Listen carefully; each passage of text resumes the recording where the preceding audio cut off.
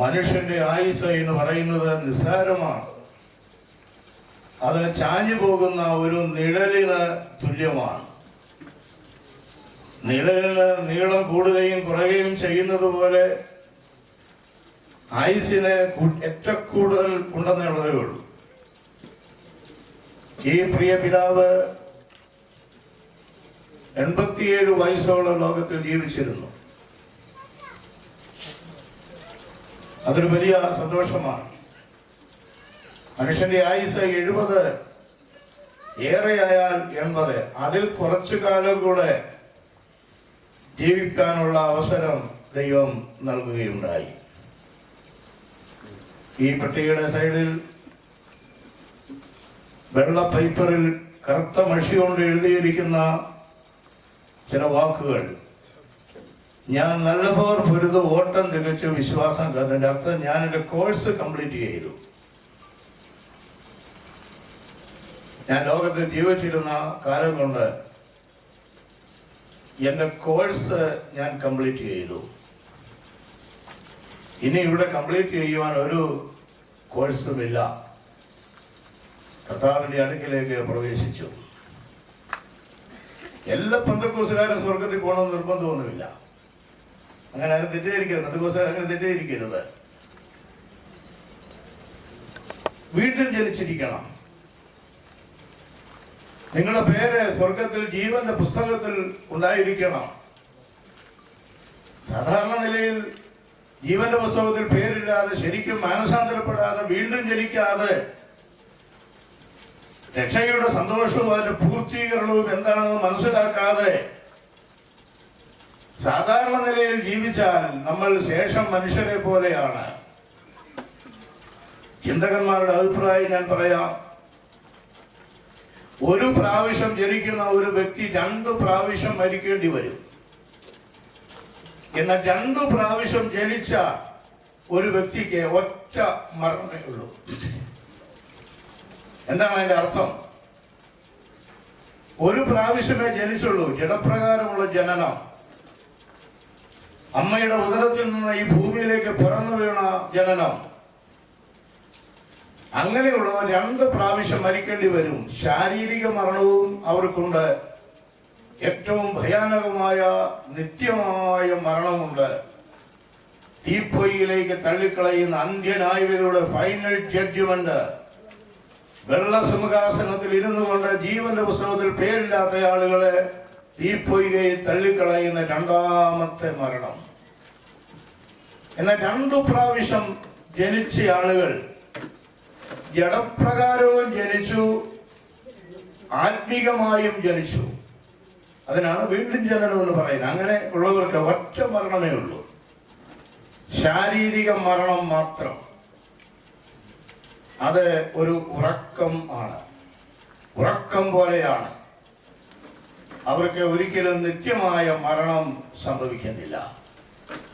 എന്നെ കേൾക്കുന്ന ബഹുമാന്യരായ പ്രിയപ്പെട്ടവരെ, നമ്മൾ ഏത് ജാതി മതസ്ഥരായിരുന്നാലും നമ്മുടെ പാപങ്ങൾക്ക് വേണ്ടി യേശു കർത്താവ് ക്രൂശിൽ മരിച്ചു എന്ന് നമ്മൾ വിശ്വസിക്കുകയും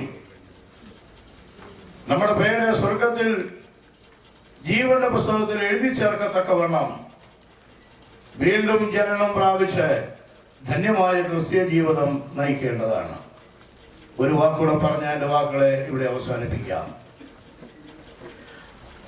മരണം എന്ന വാക്കിന്റെ അർത്ഥം യുദ്ധം അവസാനിച്ചു എന്നാണ്. യുദ്ധം ഇവിടെ അവസാനിച്ചു. ഈ പ്രിയ പിതാവിന്റെ യുദ്ധം അവസാനിച്ചു. നമുക്ക് യുദ്ധം ആരോടാണ്?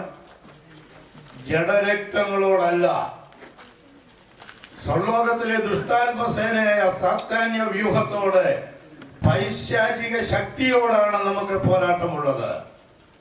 ആ യുദ്ധം ഇവിടെ അവസാനിച്ചു. ഞാൻ നിങ്ങളും ക്യൂവിൽ നിൽക്കുകയാണ്. ഒരു സെക്കൻഡിൽ നമ്മൾ കണ്ണടച്ച് തുറക്കുന്ന ഒരു നിമിഷം കൊണ്ട് 5 ആളുകൾ ലോകത്തിൽ എവിടെ മരിച്ചു കഴിഞ്ഞു. അങ്ങനെയാണെങ്കിൽ ഇവിടെ വന്ന് 15 മിനിറ്റ് കൊണ്ട് 20 മിനിറ്റ് കൊണ്ട് ലോകത്തിൽ എത്ര ആളുകൾ മാറ്റപ്പെട്ടു കഴിഞ്ഞു.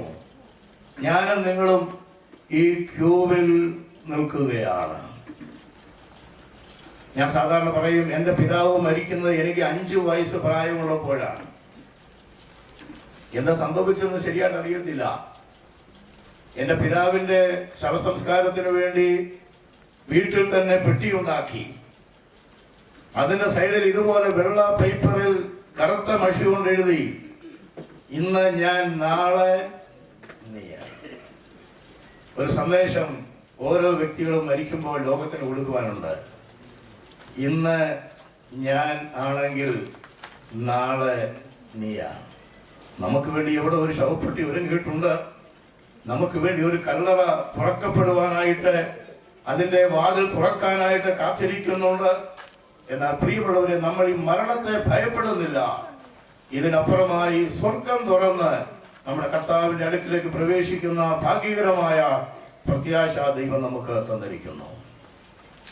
ദുഃഖത്തിൽ ആയിരിക്കുന്ന പ്രിയപ്പെട്ടവരെ ഓർത്ത് പ്രാർത്ഥിക്കുന്നു. അവർക്ക് എല്ലാ ആശ്വാസങ്ങളും ദൈവം നൽകട്ടെ.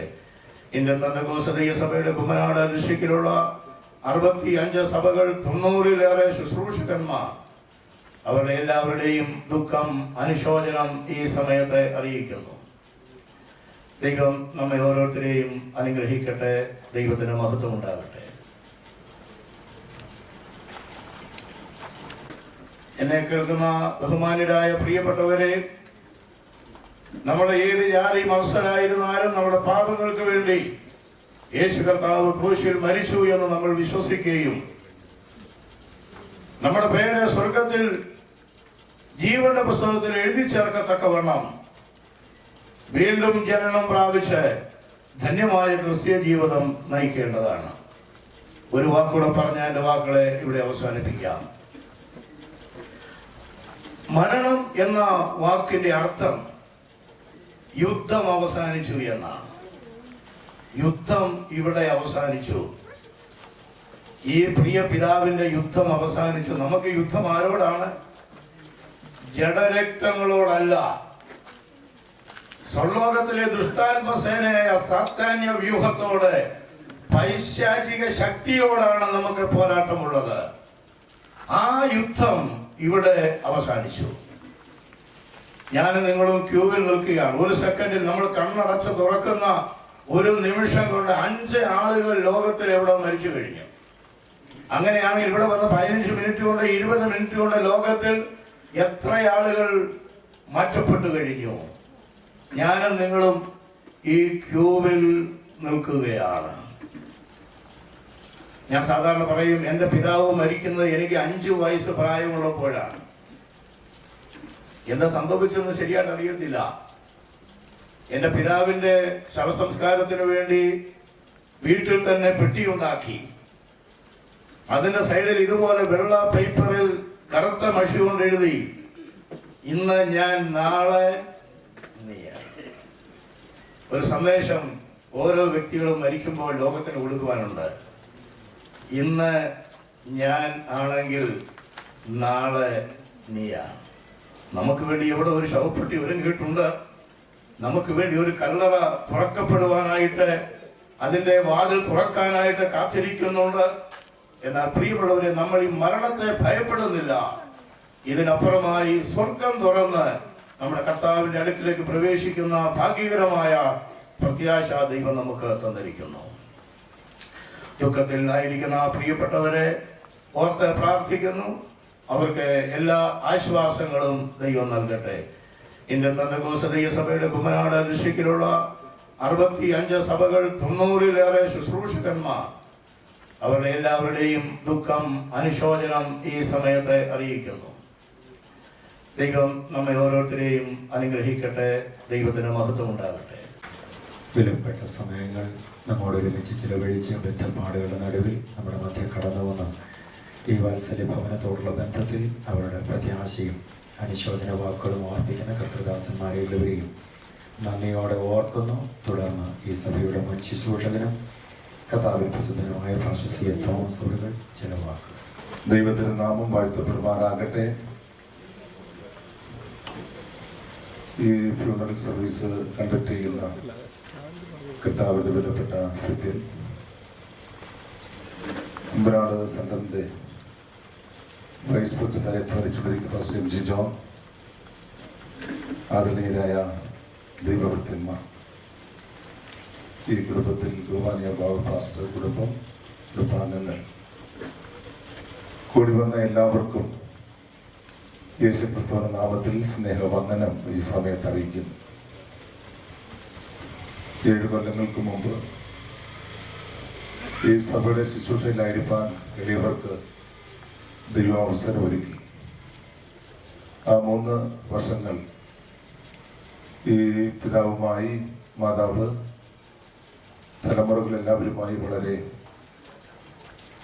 അടുത്ത് സഹകരിപ്പാൻ,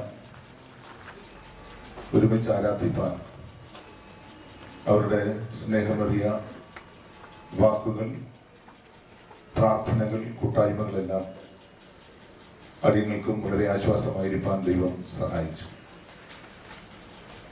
ആ കാലഘട്ടത്തിൽ തന്നെ പലപ്പോഴും ശാരീരികമായി പ്രിയ പിതാവ് ബലഹീനനായി, അസ്വസ്ഥനായി, വയറിന്റെ വേദനയാലും മറ്റും ഭാരപ്പെടാറുണ്ടായിരുന്നു. എങ്കിലും ദൈവം എത്രത്തോളം ആയുസിനെ ദീർഘിപ്പിച്ച് 87 വയസ്സ് വരെ ജീവിക്കുവാനുള്ള അവസരം ദൈവം നൽകിയതോർത്ത് ദൈവത്തിന് നന്ദി അർപ്പിക്കുന്നു. കർത്താവിന്റെ ദാസൻ പാസ്റ്റർ എം ജി ജോൺ ഓർപ്പിച്ചതുപോലെ ഈ കുടുംബവുമായി വളരെ ആത്മിക ബന്ധമുണ്ട്. ഇതൊരിക്കലും മറക്കുവാൻ കഴിയുന്നതല്ല.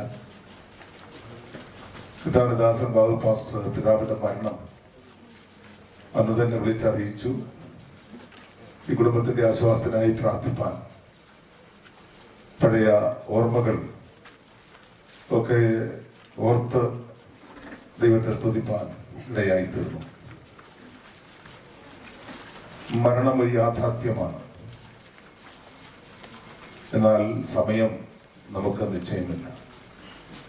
ഏത് പ്രായത്തിലും മരണം സംഭവിക്കാം. ആയുസ്സിനെ നൽകിയ ദൈവം തിരികെ വിളിക്കുന്നത് എപ്പോഴാണ് നമുക്ക് നിശ്ചയമില്ലാത്തതിനാൽ ഏത് സന്ദർഭത്തിലും മരണത്തിന് വേണ്ടി ഒരുങ്ങുവാൻ നാം ബാധ്യസ്ഥരാണ്. ഒന്നുകിൽ മരണം, അല്ലെങ്കിൽ കർത്താവിന്റെ വരവ്. ഇതിലേത് ആദ്യം സംഭവിക്കുമെന്ന് നമുക്ക് ആർക്കും പറയാൻ നിശ്ചയമില്ലാത്തതിനാൽ നമ്മുടെ നിത്യതയ്ക്ക് വേണ്ടി, അല്ലാതെ നമ്മുടെ മരണത്തിന് വേണ്ടി ഏതു സമയത്തും ഒരുങ്ങുവാൻ നാം ഓരോരുത്തരും ബാധ്യസ്ഥരാണ്. നമ്മുടെ കർത്താവായ യേശു 2000 കൊല്ലങ്ങൾക്ക് മുമ്പ് ഗോൽഗോഥ മലമുകളിൽ ക്രൂശിന്മേൽ മരിച്ചു. യേശുവിന്റെ കാൽവരി ക്രൂശിലെ മരണത്തോടുള്ള ബന്ധത്തിൽ 3 വിധ മരണങ്ങൾ നമുക്കവിടെ കാണാൻ സാധിക്കും. യേശുവിന്റെ മരണം മനുഷ്യവർഗത്തിന്റെ പാപത്തെ താൻ ചുമന്നുകൊണ്ട് ക്രൂശിൽ മരിക്കുകയായിരുന്നു. യേശുവിൽ പാപം അശേഷമുണ്ടായിരുന്നില്ല. യേശു പരിശുദ്ധാത്മാവിൽ ജനിച്ചു, പാപരഹിതനായി ജീവിച്ചു. പാപം ഇല്ലാതെ മനുഷ്യവർഗത്തിന്റെ പാപം ഏറ്റെടുത്തുകൊണ്ട് ക്രൂശിൽ മരിച്ചു. ഇടത്തും വലത്തും കിടന്ന കള്ളന്മാർ ഒരുത്തൻ പാപത്തെ വിട്ട് പാപം ഏറ്റുപറഞ്ഞ് പാപരഹിതനായി മരിച്ചു. മറ്റൊരാൾ പാപത്തിൽ ജനിച്ചു, പാപത്തിൽ ജീവിച്ചു, പാപത്തിൽ മരിച്ചു. പാപത്തെ ചുമന്നുകൊണ്ട് പാപരഹിതനായ കർത്താവ് ക്രൂശിൽ മരിക്കുന്നു. മറ്റൊരാൾ പാപത്തിൽ ജീവിച്ച് പാപത്തിൽ തന്നെ മരിക്കുന്നു. ഒരുവൻ പാപത്തെ വിട്ട് പാപത്തെ ഏറ്റുപറഞ്ഞ് പാപമില്ലാത്തവനായി മരിക്കുന്നു. 3 പേരുടെയും മരണം യാഥാർത്ഥ്യമാണെങ്കിലും പാപത്തെ വിട്ട് പാപത്തിൽ ജനിച്ച് പാപത്തിൽ ജീവിച്ച് പാപത്തെ ഏറ്റുപറഞ്ഞ് പാപമില്ലാത്തവനായി മരിച്ച നീതീകരിക്കപ്പെട്ട കള്ളനോട് കർത്താവായ യേശു പറഞ്ഞു, ഇന്ന് നീ എന്നോടുകൂടെ പർദീസയിൽ ഇരിക്കും. നമുക്ക് ഈ പ്രിയ പിതാവിനെ കുറിച്ച് പറയാൻ കഴിയും. ഒരു കാലഘട്ടം വരെ പാപത്തിൽ ജീവിച്ച് പാപ സ്വഭാവമുള്ള വ്യക്തിയായിരുന്നെങ്കിലും കർത്താവായ യേശുവിൽ വിശ്വസിച്ച് രക്ഷിക്കപ്പെട്ടതിനാൽ, വീണ്ടും ജനിച്ചതിനാൽ പാപം ഇല്ലാത്ത ഒരവസ്ഥയിലായി, ഒരു ദൈവ പൈതലായി തീർന്നു. അതുകൊണ്ട് താൻ മരിച്ചപ്പോൾ കർത്താവ് രക്ഷിക്കപ്പെട്ട കള്ളനോട് പറഞ്ഞതുപോലെ കർത്താവിന്റെ സന്നിധിയിലേക്ക് തന്റെ ആത്മാവിനെ പ്രവേശിപ്പിക്കുവാൻ ദൈവത്തിന് തിരഹിതമായി. നമുക്ക് നല്ല ഉറപ്പോട് ധൈര്യത്തോടെ പറയാൻ കഴിയും, പ്രിയ നമ്മുടെ പിതാവ് കർത്താവിന്റെ സന്നിധിയിൽ തന്റെ ആത്മാവ് വിശ്രമിക്കുന്നു. ഈ ശരീരം മണ്ണിലെടുത്തതിനാൽ മണ്ണിലേക്ക് തിരികെ ചേരേണ്ടത് ആവശ്യമാണ്. മണ്ണിലേക്ക് തിരികെ ചേരും. അടക്കുന്നതിന് മുമ്പ് നമ്മുടെ കർത്താവ് മധ്യാകാശത്തിൽ വരികയാണെങ്കിൽ ഇവിടെ ഇരിക്കുന്ന ദൈവമക്കൾ, പാപമില്ലാതെ ജീവിക്കുന്ന, പാപത്തിൽ നിന്ന് വിടുതൽ ലഭിച്ച ദൈവമക്കൾ മരിക്കാതെ രൂപാന്തരം പ്രാപിക്കും. അവരുടെ ശരീരം അടക്കേണ്ട ആവശ്യമില്ല, ശരീരത്തിന് രൂപാന്തരം സംഭവിക്കും. ഈ പിതാവ് തന്റെ ശരീരത്തിൽ തന്നെ മണ്ണോട് ചേരാതെ ഉയർത്തെഴുന്നേറ്റ് കർത്താവിന്റെ സന്നിധിയിൽ ചെല്ലും. വലിയ പ്രത്യാശയാണ് ദൈവമക്കൾക്കുള്ളത്. ദൈവവചനം നൽകുന്ന പ്രത്യാശ വലുതാണ്. ആകയാൽ മരണം നമുക്ക് ദുഃഖകാരണമായിരിക്കുന്നില്ല. ദാനിയേൽ പറയുമ്പോൾ, നീയോ ദാനിയേലെ പോയി വിശ്രമിച്ചു കൊള്ളുക, യുഗാവസാനത്തിങ്കിൽ നിന്റെ ഓഹരി പ്രാപിപ്പാൻ നീ എഴുന്നേറ്റ് വരും. മരണം വിശുദ്ധന്മാർക്ക് ലാഭകരമായ ഒന്നാണ്. ഇവിടെ ആബ്സെന്റ് ആയപ്പോൾ സ്വർഗത്തിൽ പ്രസന്റ് ആകുകയാണ്. ഇവിടുത്തെ കഷ്ടതയും ദുഃഖവും രോഗവും എല്ലാം മാറി ദൈവസന്നിധിയിൽ സന്തോഷിക്കുകയാണ്. ആകയാൽ നമുക്ക് കർത്താവിൽ വലിയ പ്രത്യാശ ദൈവം നൽകിയിട്ടുണ്ട്. ഞാൻ ദൈവത്തിന് നന്ദിയും സ്തോത്രവും അർപ്പിക്കുന്നു. പ്രത്യേകാൽ മുമ്പേ പോയിടുന്ന വിശുദ്ധന്മാർ ഏറ്റവും ഭാഗ്യവാന്മാരാണ്. ദൈവത്തിന് സ്തോത്രം. നാം മരണത്തിന്റെ ക്യൂബിലാണ്. ആകയാൽ ഏതു സമയത്ത് മരണം സംഭവിച്ചാലും കർത്താവിന്റെ സന്നിധിയിൽ ചെല്ലത്തക്ക നിലയിൽ ഒരുക്കമുള്ളവരായിരിക്കണം. ഈ മർത്യമായ ശരീരം അമർത്യമായ അനുഭവത്തിലേക്ക് വരും. ഈ മൺമയമായത് സ്വർഗീയമായതിനെ പ്രാപിക്കും. രോഗമില്ലാത്ത, കണ്ണുനീരില്ലാത്ത, വിശപ്പില്ലാത്ത, വേദനയില്ലാത്ത, സ്തോത്രം, കർത്താവിന്റെ സന്നിധിയിൽ എന്നുമെന്നും ജീവിക്കാൻ കഴിയുന്ന, കർത്താവിനോടുകൂടെ എപ്പോഴും ആയിരിക്കുന്ന മഹത്വപൂർണമായ ഒരു ശരീരം തന്റെ വിശുദ്ധന്മാർക്ക് കർത്താവ് നൽകും. ആ വലിയ പ്രത്യാശ ദുഃഖിതർക്ക് ദൈവം നൽകട്ടെ എന്ന് ഞാൻ ദൈവത്തോട് പ്രാർത്ഥിക്കുന്നു. ആരെങ്കിലും ഇതുവരെയും യേശുവിനെ അംഗീകരിച്ച് പാപത്തിൽ നിന്ന് വിടുതൽ ലഭിച്ചിട്ടില്ലെങ്കിൽ, ഒരു ദൈവദാസൻ എന്നുള്ള നിലയിൽ ഒരു വാക്കിൽ സ്നേഹത്തോടെ താഴ്മയോടെ പറയട്ടെ, ഇപ്പോൾ തന്നെ യേശുവിനെ അംഗീകരിക്കുക, പാപത്തിൽ നിന്ന് വിടുതൽ ഉള്ളവരായി തീരുക, കർത്താവിനായി ജീവിക്കുക. മരണമോ അല്ല കർത്താവിന്റെ വരവോ എന്ത് സംഭവിച്ചാലും അവന്റെ സന്നദ്ധിയിൽ നമുക്ക് അവനോടുകൂടെ ആയിരിക്കാൻ കഴിയും. വലിയ പ്രത്യാശ ദൈവം പിന്നെയും നൽകട്ടെ. സംസ്കാര ശുശ്രൂഷയിൽ ആ ദിവസം സംബന്ധിക്കുവാൻ താല്പര്യമുണ്ടായിരുന്നെങ്കിലും ചില സാങ്കേതിക കാരണങ്ങളാൽ കടന്നു പോകേണ്ടതായിട്ടിരിക്കുന്നു. പ്രത്യേകാൽ ദുഃഖത്തിലെ ദൈവം ആശ്വസിപ്പിക്കുകയും ധാരാളമായ കൃപകളാൽ നിറയ്ക്കുകയും ചെയ്യട്ടെ എന്ന് പ്രാർത്ഥിക്കുന്നു. എന്റെയും കുടുംബത്തിന്റെയും എന്റെ പ്രവർത്തന മേഖലകളുടെയും ദുഃഖവും ഹൃദയ പ്രത്യാശയും പങ്കിട്ട് വാക്കുകൾ ചുരുക്കുന്നു. ദൈവമായ കർത്താവ് നമ്മെ സഹായിക്കട്ടെ. കർത്തൃദാസന്മാർ, ഈ വാത്സല്യ ഭവനത്തോടുള്ള ബന്ധത്തിൽ ഇവിടെ ശുശ്രൂഷയിലായിരുന്നവർ, കർത്തൃദാസനോടുള്ള ബന്ധത്തിൽ സ്നേഹബന്ധത്തിലായിരിക്കുന്നവർ, മക്കളോടുള്ള ബന്ധത്തിൽ അവരുടെ ശുശ്രൂഷ സഭകളിൽ ആയിരിക്കുന്നവർ, ഇങ്ങനെ അനവധി ദേവദാസന്മാർ കടന്നു വന്ന മുഴുവൻ സമയം ഇവിടെ ചിലവഴിക്കണമെന്ന ആഗ്രഹമുണ്ടെങ്കിലും ശുശ്രൂഷയുടെ ബന്ധപ്പാടുകളിൽ കടന്നു പോകേണ്ടതായിട്ടുള്ളത് കൊണ്ട് അവർ ചില വാക്കുകൾ ഓർപ്പിച്ച് തിടുക്കത്തോടെ കടന്നു പോകുന്നു. അവരോട് എല്ലാവരോടും ഞങ്ങൾ നന്ദിയുള്ളവരായിരിക്കുന്നു. ഈ കുമ്പനാട് സെൻട്രൽ കിടങ്ങന്നൂർ സഭയുടെ ശുശ്രൂഷകനായിരിക്കുന്ന കർത്തദാസൻ പാസ്റ്റർ പിന്നോ ചില വാക്കുകൾ. വേർപാടിൻ്റെ ദുഃഖത്തിലായിരിക്കുന്ന ഈ വാത്സല്യ കുടുംബത്തിൽ തല വണക്കിയ ദൈവസന്നിധിയിൽ പ്രാർത്ഥനയോടായിരിക്കുന്നവർ പ്രിയപ്പെട്ടവരോട് ഒരുമിച്ച് കർത്താവിൻ്റെ സന്നിധിയിലായിരിക്കാൻ ദൈവം ഒരുക്കുന്ന അവസരത്തിനായി സ്തോത്രം ചെയ്യുന്നു. പ്രിയ അപ്പച്ചൻ്റെ വേർപാടിനോടുള്ള ബന്ധത്തിൽ ദുഃഖിതരായിരിക്കുന്ന കർത്താവിൻ്റെ ദാസൻ ബാബുച്ചായ, സാലിമാമ, അവരുടെ സഹോദരങ്ങൾ, കുടുംബം, ഇവരെ എല്ലാവരെയും ഓർത്ത കർത്താവിനെ മഹത്വപ്പെടുത്തുന്നു. മരണം കൊണ്ട് ലോകത്തിൽ ഈ കാലഘട്ടത്തിൽ ലോകത്തിൽ വലിയ ചരിത്രം സൃഷ്ടിച്ച ഒരു മരണം നമ്മുടെ മുൻ രാഷ്ട്രപതിയായിരുന്ന APJ അബ്ദുൽ കലാമിൻ്റെ ആയിരുന്നു. താൻ ജീവിച്ചിരുന്നപ്പോൾ ഭാരതത്തിന് വേണ്ടി താൻ ചെയ്ത എല്ലാ കാര്യങ്ങളും ഓർക്കുവാനുണ്ടെങ്കിലും തൻ്റെ മരണം എല്ലാ മനുഷ്യരിലേക്കും വേഗത്തിൽ താൻ ആരായിരുന്നു, തൻ്റെ ജീവിതം കൊണ്ട് എന്ത് ചെയ്തു എന്ന് പെട്ടെന്ന് അമ്മയൊന്ന് പിടിച്ചു കുലുക്കത്തക്കവണ്ണമായി തൻ്റെ പ്രവൃത്തികൾ പുറത്തു വരുവാൻ ഇടയായത് തൻ്റെ മരണസമയത്താണ്. പ്രിയ അപ്പച്ചൻ കർത്താവിന്റെ കൃപയിൽ 87 വയസ്സുവരെ ജീവിച്ച് കഴിഞ്ഞ ദിവസം നിത്യത്തിലേക്ക് ചേർക്കപ്പെട്ടപ്പോൾ തിരുവചനത്തിൽ ഇങ്ങനെയാണ് ഒരു വാക്യം വായിക്കുന്നത്: ഭക്തന്മാരുടെ മരണം യഹോവയ്ക്ക് വിലയേറിയതാകുന്നു. വിലയേറിയ മരണമെന്ന് നമ്മൾ ആരെങ്കിലും ഇന്ന് പകൽ ജീവിച്ചിരിക്കുമ്പോൾ പലപ്പോഴും ചിന്തിക്കാറില്ല. മരണം ഒരു പരിധി വരെ മനുഷ്യന്റെ ഉള്ളിൽ ഭയവും ഭീതിയും മാനസികമായ വേദനകൾ ഉളവാക്കുന്നതാണ്. എന്നാൽ നമ്മുടെ മരണം ദൈവസന്നിധിയിൽ അത് വിലയേറിയതാണെന്ന് നമ്മൾ എപ്പോൾ ചിന്തിക്കാൻ തുടങ്ങുന്നു, അപ്പോൾ മുതൽ നമ്മുടെ ഉള്ളിൽ ഒരു നല്ല തീരുമാനമുണ്ടാകും. ലാഭമായ ഒന്ന് പ്രിയ പിതാവിലൂടെ ദൈവം നമ്മുടെ മുമ്പിൽ വരച്ചു കാട്ടിയിരിക്കുക. 87 വയസ്സിനുള്ളിൽ ഒത്തിരി കഷ്ടതയും വേദനകളും ശോധനകളൊക്കെ ഈ ശരീരത്തിൽ അനുഭവിച്ചു. എന്നാൽ കർത്താവിന്റെ സാന്നിധ്യം കൊണ്ട് അതിനെയെല്ലാം അതിജീവിക്കാനുള്ള ഒരു ദൈവകൃപ പരിശുദ്ധാത്മാവ് പ്രിയ പിതാവിനും പ്രിയ കുടുംബത്തിലുള്ളവർക്കും ദൈവം കൊടുത്തു. തിരുവനന്തപുരത്തിൽ വായിക്കുന്നുണ്ട്: ഞാൻ നല്ല പോർ പൊരുതി ഓട്ടം തികച്ചു, വിശ്വാസം കാത്തു, നീതിയുടെ കിരീടം എനിക്കായി വെച്ചിരിക്കുന്നു. ഒരു മുമ്പിൽ ഒന്ന് കണ്ടുകൊണ്ടാണ് നാം ഈ ലോകത്തിൽ ഇപ്പോൾ ജീവിച്ചുകൊണ്ടിരിക്കുന്നത്. നമ്മുടെ ജീവിതത്തിന്റെ ഏറ്റവും വലുതായ ഒരു കിരീടം ലഭിക്കുന്നുവെങ്കിൽ അത് ഏറ്റവും വലിയ ഭാഗ്യ പദവിയാണ്.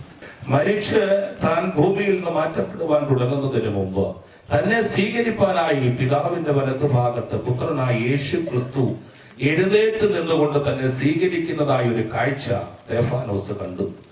അതിനുശേഷം ഇങ്ങനെ വചനം എഴുതി വെച്ചപ്പോൾ എഴുതി: ഭക്തൻ ആമേൻ മരിക്കുന്നതായ ഒരു അനുഭവത്തെ മുഖാമുഖമായി കണ്ടതായ സ്തെഫാനോസിന്റെ അടക്കത്തെ കുറിച്ച് എഴുതിയിട്ടുണ്ട്. ഭക്തിയുള്ള പുരുഷന്മാർ അവനെ കൊണ്ടുപോയി അടക്കം ചെയ്തു.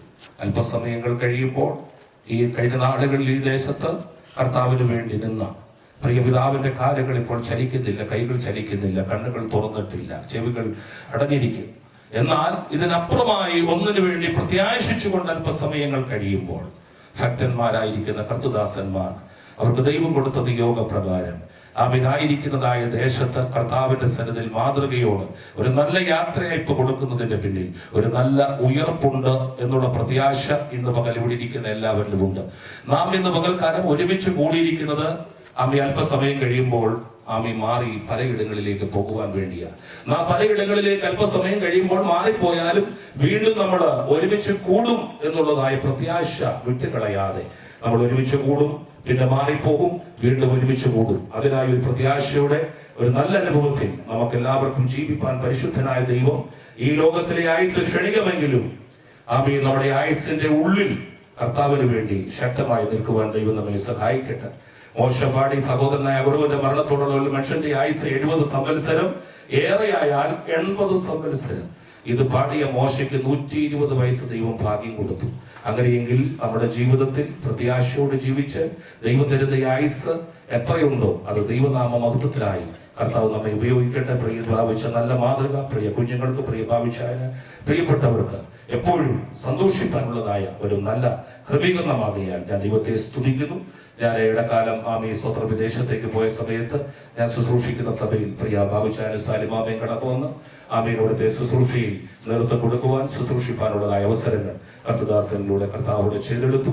ആമീൻ. ഞങ്ങളുടെ ഇന്ത്യ ഉദ്യോഗ ദൈവസഭ എരുമക്കാട് സഭയിലെ പ്രിയപ്പെട്ടവർ ഇന്ന് പകൽക്കാലം കടന്നു വന്നിട്ടുണ്ട്. പിതാക്കന്മാർ ഇവിടെയുണ്ട്, സഹോദരങ്ങൾ ഇവിടെയുണ്ട്. ഞങ്ങളുടെ സഭയുടെയും ആമീൻ സ്തോത്രം എന്റെയും കുടുംബത്തിന്റെയും ആമീൻ ദുഃഖം നിങ്ങളെ അറിയിക്കുന്നു. ഞങ്ങളുടെ ദുഃഖത്തിന് കർത്താവ് ആശ്വാസം നൽകി ശേഷിക്കുന്നതായ എല്ലാം പ്രത്യാശയം നൽകി ബലപ്പെടുത്തട്ടെ എന്ന് പ്രാർത്ഥിച്ചുകൊണ്ട് എന്റെ വാക്കുകൾക്ക് വിരാമമിടുന്നു. മറ്റൊരു സ്ഥലത്തേക്ക് മാവേലിക്ക് ഇവരെ കടന്നു പോകേണ്ടതായിട്ടുണ്ട്. കുഴിക്കാലയിൽ ഒരു മരണമുണ്ട്.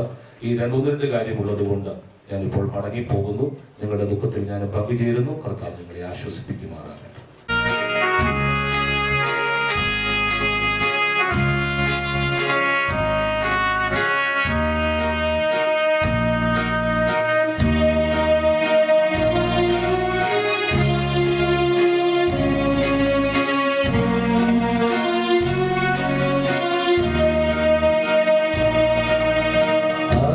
ആശ്വാസം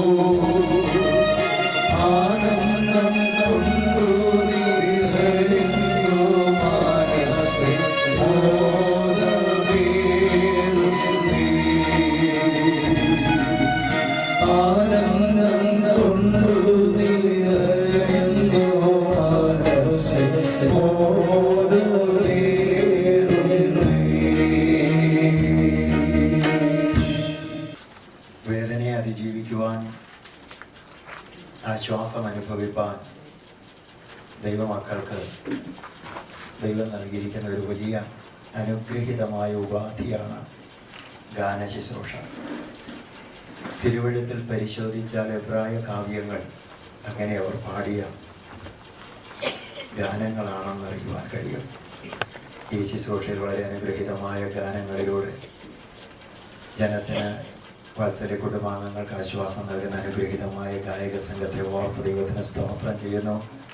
ദൈവം അവരെ അനുഗ്രഹീതമായ നിലയിൽ ഉപയോഗിക്കുന്നുവല്ലോ. എല്ലാവരെയും ദൈവം സമാധാനത്തോടെ ഈ ശുശ്രൂഷയിൽ ആശ്വാസത്തോടെ പ്രത്യാശയോടെ ആയിരിക്കാൻ ദൈവം ബലപ്പെടുത്തുന്നുവല്ലോ. അനുഗ്രഹീതരായ ദൈവഭൃത്യന്മാരിലൂടെ അനുഗ്രഹീതമായ വചനങ്ങൾ